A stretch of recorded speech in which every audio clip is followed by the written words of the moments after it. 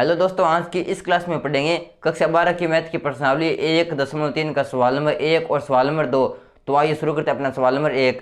तो दोस्तों सवाल नंबर 1 है कि मान लीजिए कि एक फलन f 1, 3, 4 से 1, 2, 5 में परिभाषित है। अर्थात इस फलन का जो प्रांत है, अर्थात जो मान रखेंगे वो हम इसमें से रखेंगे और जो मान प्राप्त होंगे, मान फलन में इस प्रांत से मान रखने पर जो आगे मान प्राप्त होंगे वो होंगे हमारे ये।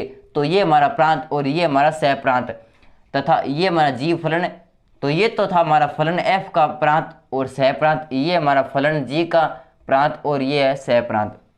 तो इसका ये कोई दो फलन है, फलन f और फलन g, और इसमें परिभाषित एक फलन f है। यहाँ पर 1 का संबंध 2 के साथ, 3 का संबंध 5 के साथ और 4 का संबंध 1 के साथ है। इसका मतलब ये है कि जब फलन में हम x की जगह 1 रखेंगे तो, या फिर फलन में हम 1 मान रखेंगे तो आगे प्राप्त होगा 2, फलन में 3 रखेंगे तो आएगा हमारा 5, और फलन f में रखेंगे 4 तो आगे प्राप्त होगा हमारा 1।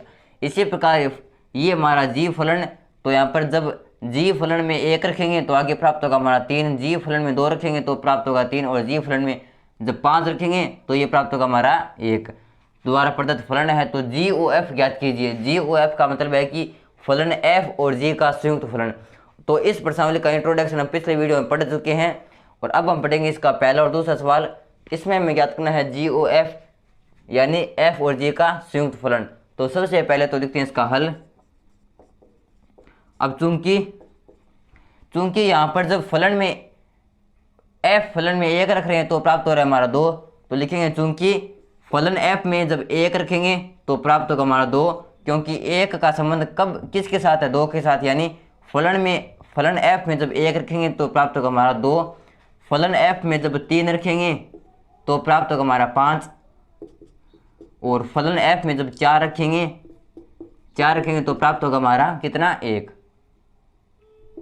तो इसका ये फलन है। अब इसी प्रकार g, तो g फलन में जब 1 रखेंगे तो प्राप्त होगा हमारा 3, तो जब 1 रखेंगे तो प्राप्त होगा हमारा 3, जब 2 रखेंगे तो भी प्राप्त होगा 3, तो g फलन में 2 रखेंगे तो भी प्राप्त होगा हमारा 3, और g फलन में 5 रखेंगे तो प्राप्त होगा हमारा 1।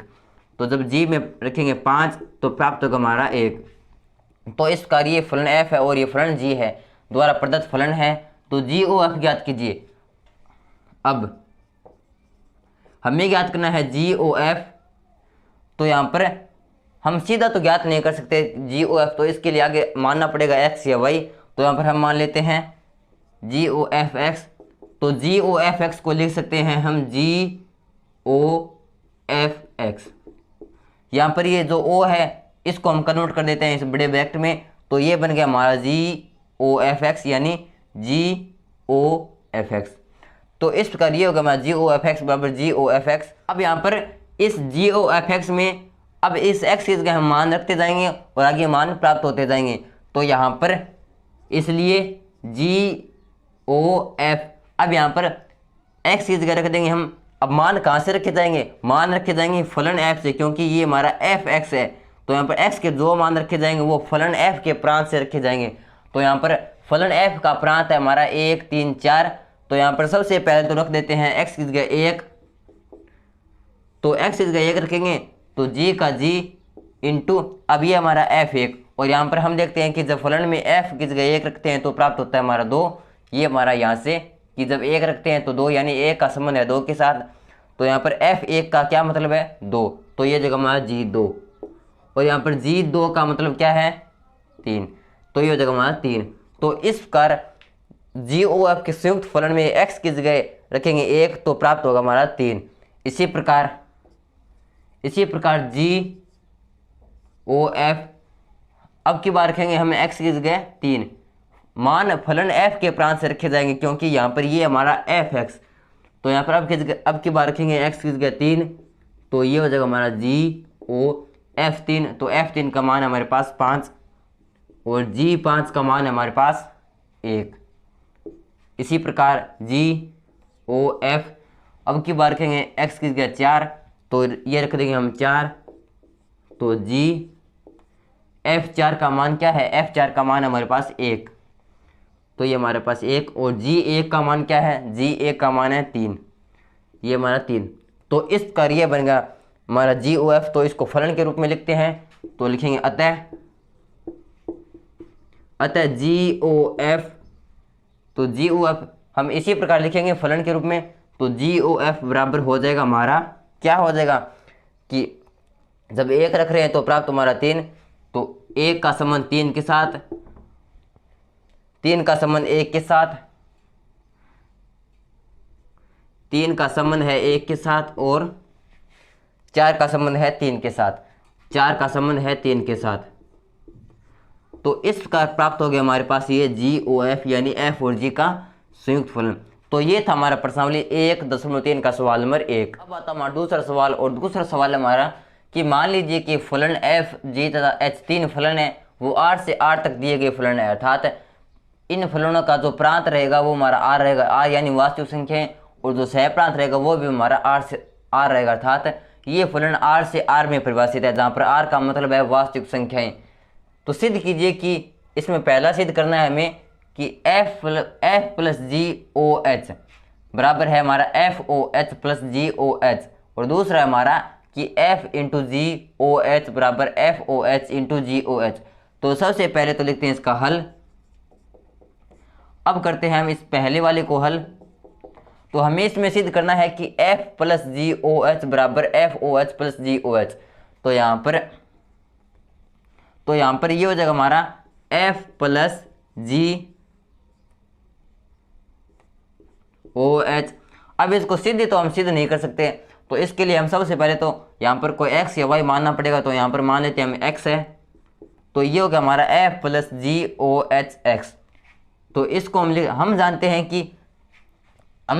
कि जी ओ एफ एक्स, इसको क्या लिख सकते हैं, इसको हम लिख सकते हैं जी, फिर ओ की जगह लगा देंगे हम ये ब्रैकेट, और ये हो जाएगा हमारा एफ एक्स।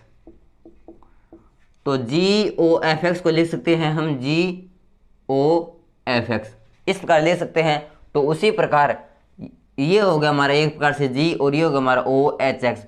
तो इसको हम लिख देंगे एफ प्लस जी, यहाँ पर ओ की जगह लगा देंगे ब्रैकेट एच एक्स, उसी पर आधारित है। तो इस प्रकार f plus g o h x को लिख दिया है हमने f plus g into h x, f plus g o h x. तो यहाँ से ये हो जाएगा हमारा, अब ये होगा हमारा F plus g o h x. तो इसको हम लिख सकते हैं, अब यहाँ पर इस एच एक्स का हम इनके साथ गुणा कर देंगे। तो ये हो जाएगा हमारा एफ एच एक्स। अब इसी प्रकार प्लस में इसका जी के साथ गुणा कर देंगे, तो ये हो जाएगा हमारा जी एच एक्स। यहां से अब एफ और एच एक्स, इसको हम लिख सकते हैं एफ, अब इस ब्रैकेट की जगह लिख देंगे हम ओ एच एक्स प्लस, और ये हो जाएगा हमारा जी, और इस ब्रैकेट की जगह लिख देंगे ओ एच एक्स। और यहाँ पर जब इस एक्स को उठाएंगे तो यहाँ पर भी एक्स हट जाएगा, तो यहाँ पर लिख देंगे इसलिए F plus g o h बराबर हो जाएगा हमारा f o H plus g o h. तो इस कार्य होगा हमारा इतिसीदम, अर्थात हमने इसको सिद्ध कर दिया।